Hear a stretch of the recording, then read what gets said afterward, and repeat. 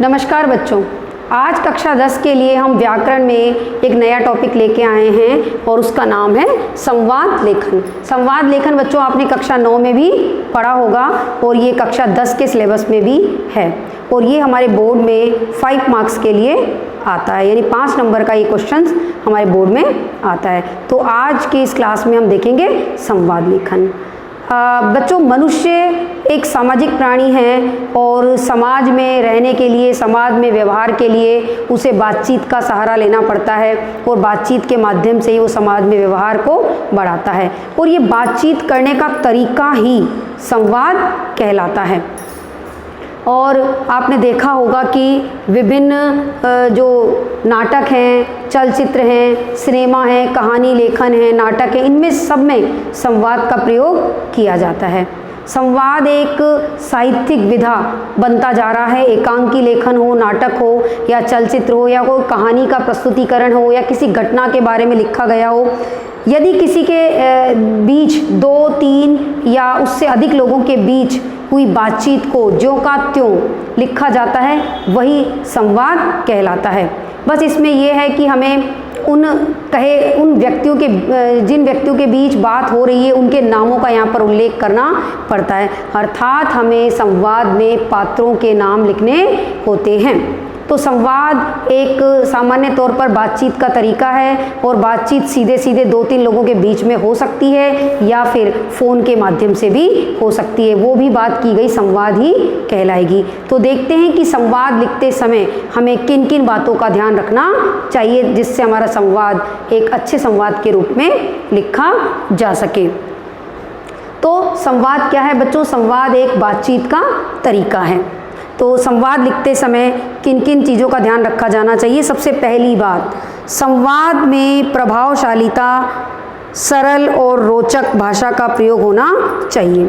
यानी जो संवाद है वो उसके जो डायलॉग हैं वो एक काफ़ी प्रभावशाली और आकर्षक होने चाहिए, यानी उसमें अच्छे शब्दों का प्रयोग किया जाना चाहिए। भाषा सरल और रोचक हो, यानी भाषा यदि उसकी सरल और रोचक नहीं होगी तो भी संवाद लेखन हमारा व्यर्थ चला जाएगा। यदि हम कोई नाटक ऐसे स्थान पर प्रस्तुत करते हैं जहाँ पर ज़्यादातर हिंदी भाषी लोग हैं और वहाँ पर हम इंग्लिश में लिखा हुआ संवाद बोलेंगे या किसी अन्य भाषा में लिखा हुआ संवाद बोलेंगे तो वहाँ के लोग उसे नहीं सुन पाएंगे या उस नाटक का आनंद नहीं उठा पाएंगे। इसलिए जो हमारी भाषा है वो प्रभावशाली होनी चाहिए, सरल और रोचक होनी चाहिए और देश काल की स्थितियों के अनुसार होनी चाहिए।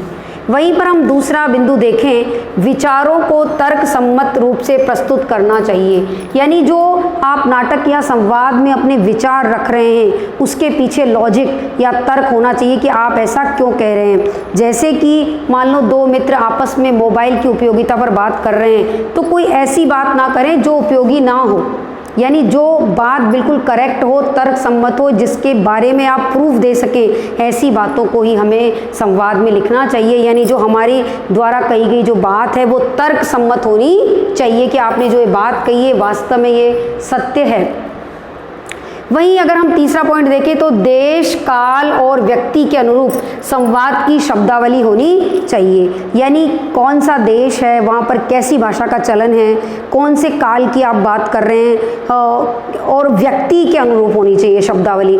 यानी कि यहाँ पर एक उदाहरण के द्वारा मैं आपको बताऊँगी, यदि आप किसी मान लो मुग़ल एम्परर पर यानी किसी मुग़ल राजा पर आप कोई संवाद लिख रहे हो तो जो आपकी व्यक्ति का जो देश है यानी उस समय की भाषा और व्यक्ति के व्यक्तित्व के अनुसार, जैसे आप मान लो सम्राट अकबर पे आप कोई नाटक लिख रहे हैं और अकबर के लिए आप संवाद लिख रहे हैं तो उतने ही रौबदार, या अशोक पे लिख रहे हैं तो उतने ही रौबदार संवाद उसके होने चाहिए। और कैसी स्थिति है, युद्ध का समय है, वो लोगों को मोटिवेट कर रहा है, किस समय का संवाद है, यानी काल, परिस्थिति, स्थिति कैसी है, उस समय की शब्दावली का आप इसमें इस्तेमाल करेंगे कि आपको शब्द कैसे लेने हैं, तभी आपका जो संवाद है वो काफ़ी प्रभावी लग पाएगा।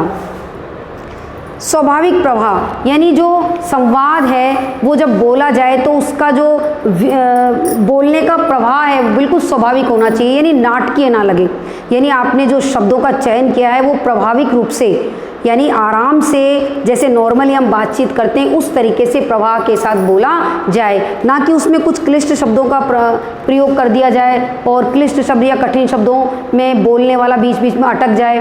क्योंकि अक्सर हमने नाटक में देखे कि ऐसी भाषा का प्रयोग किया जाता है जिससे जो बोलने वाला है वो प्रभाविक रूप से प्रभाव के साथ यानी एक वे के साथ अपने डायलॉग्स को बोल सके।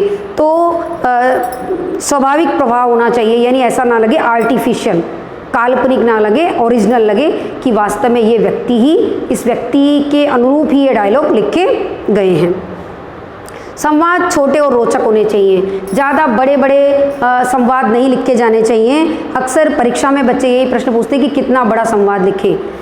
आपसे जो विषय आपको संवाद के लिए दिया गया है उस विषय की पूर्ति होने तक आपको संवाद लिखना है। यानी अगर 50, 60 या 100 शब्दों में आपका संवाद पूरा होता है तो आप उसको पूरा करें। यदि उससे कम में आपने जो बात आपसे पूछी गई थी उसको आपने कम शब्दों में भी स्पष्ट कर दिया है, जैसे मोबाइल की उपयोगिता और अनुपयोगिता पे दो मित्र बात कर रहे हैं और आपने एक मित्र ने 2 उपयोगी बातें बताई और एक ने 2 अनुपयोगी बातें बताई और निष्कर्ष निकाल दिया, तो आपका 50 या 60 शब्दों में भी पूरा हो जाएगा। यदि आप इसको बड़ा करना चाहेंगे और निष्कर्ष तक नहीं पहुंचेंगे तो ऑब्वियसली ये ज़्यादा बड़ा हो जाएगा। यानी कि इसमें ज़्यादा से ज़्यादा 70 या 100 शब्दों का, उससे ज़्यादा का इस्तेमाल, यानी आधे पेज या 1 पेज से ज़्यादा का संवाद नहीं होना चाहिए। और पात्र आप अपने अनुसार ले सकते हैं, 3, 4 या 2 पात्र भी हो सकते हैं या उससे अधिक भी हो सकते हैं। संवाद छोटे और रोचक होने चाहिए, क्योंकि ज़्यादा लंबे संवाद पढ़ते समय और सुनते समय लोग बोर होने लगते हैं। वही है कि कहानी और घटना को आगे ले जाने वाला होना चाहिए, यानी जिस विषय पर आपने संवाद लिखा है वो जिस भी घटना को आप बता रहे हैं, जिस कहानी का वर्णन आप कर रहे हैं वो आगे ले जाने वाला होना चाहिए। यानी कि ऐसा ना हो संवाद में एक ही विषय पर, एक ही टॉपिक पर आप बार बार अटकें और उसी विषय पर 2 जने या 4 जने डिस्कस करते जाएं और संवाद आगे नहीं बढ़े। संवाद जो है वो आगे बढ़ना चाहिए, यानी किसी निष्कर्ष पर पहुंचना चाहिए। वही अगला है उचित मुहावरों और शब्दों का प्रयोग। संवाद लिखते समय आप अक्सर, क्योंकि नॉर्मली हम जब बातचीत करते हैं तो उस बातचीत के दौरान भी हम मुहावरों का और लोकोक्तियों का प्रयोग आपस में करते हैं, तो क्यों ना हम मुहावरों का, यानी कि यहाँ पर जब आप संवाद लिखेंगे तो उस संवाद में भी आप उचित मुहावरों लोकोक्तियों का प्रयोग कर सकते हैं। लेकिन मुहावरे और लोकोक्तियाँ बिल्कुल उचित और सटीक होनी चाहिए, यानी सिचुएशन के अकॉर्डिंग होनी चाहिए। ऐसा नहीं है कि बात तो कुछ और कही जा रही है, मुहावरा आपने कोई और डाल दिया। तो यहाँ पर उचित मुहावरे या उचित लोकोक्ति का प्रयोग संवाद में आपको करना है, ताकि आपका जो संवाद है वो रुचिपूर्वक लगे, रोचक लगे। वही है चरित्र को बखूबी प्रस्तुत करने वाला होना चाहिए, यानी आप जिस कैरेक्टर को प्रेजेंट कर रहे हैं उस कैरेक्टर को, उस चरित्र को बखूबी प्रस्तुत करने वाला होना चाहिए। जिसमें मैंने आपको पहले एक उदाहरण दिया कि आप मान लो सम्राट अकबर के बारे में बता रहे हैं या अशोक के बारे में बता रहे हैं, तो उनका जो कैरेक्टर है उस कैरेक्टर के अकॉर्डिंग आपको संवाद लिखना है। यानी जो संवाद है वो उस कैरेक्टर को प्रेजेंट करे। ये नहीं है कि आपने अशोक का जो चरित्र आप बता रहे हैं वो बिल्कुल इफेक्टिव होना चाहिए, लगे कि वास्तव में अशोक के बारे में ये बताया जा रहा है, अशोक ही ये डायलॉग बोल रहा है। तो चरित्र को बखूबी प्रस्तुत करने वाले होने चाहिए। तो बच्चों ये संवाद लिखते समय हमें इन सारी बिंदुओं का ध्यान रखना है, तभी हमारा संवाद अच्छा और रोचक बन पाएगा। और अक्सर जब हम परीक्षा में देखते हैं कि हम किस तरह के संवाद लिखें, अक्सर हमें करंट अफेयर्स पे या ऐसे विषयों पर जो हमारे समाज में चल रहे होते हैं उन पर हमें अक्सर संवाद लिखने चाहिए, क्योंकि अक्सर परीक्षाओं में उनसे संबंधित ही संवाद आते हैं। जैसे मान लो अभी आरक्षण को लेकर संवाद था, इसमें 2 मित्रों के बीच आरक्षण को लेकर संवाद हो सकता है, मोबाइल की उपयोगिता अनुपयोगिता पर हो सकता है, और आपके ऑनलाइन क्लासेस को लेकर भी 2 मित्रों के बीच वार्तालाप हो सकता है। ऐसे बहुत से टॉपिक हैं जिन पर कि आप लोग संवाद लेखन कर सकते हैं।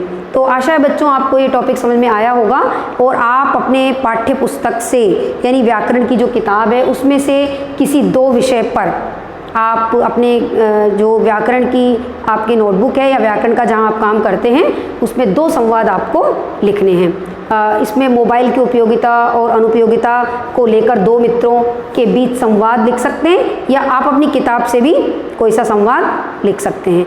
तो आशा है आपको ये समझ में आया होगा। आज के लिए इतना ही, धन्यवाद। बाकी शेष अगली कक्षा में।